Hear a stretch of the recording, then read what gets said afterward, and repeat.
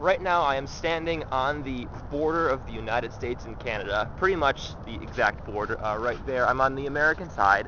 Right there is the border, the entrance to the Rainbow Bridge, and over here is the Niagara Falls State Park, which is actually the first state park in the United States. If I keep walking down this path, I will come up to a sign that is pointing me in the direction of the American Falls.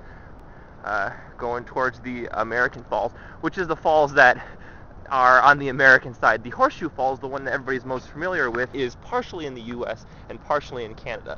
Now, the advantage of there being the waterfalls on the American side is that the US side of the falls has much better access, but again, it doesn't give you very good views.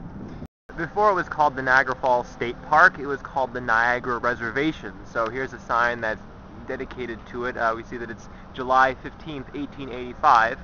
Right now I'm standing on one of the bridges that connects two parts of the Niagara Falls State Park. As you can see, the fence is very secure here, but the bridge is very much protecting us from these crazy American rapids. If you can see in the distance, there's the American Falls. You kind of stop seeing the water. That's where the falls begin, and of course on the other side is Canada. And on the other side of the bridge is more rapids. This time they're coming towards me, but it looks like real hectic water.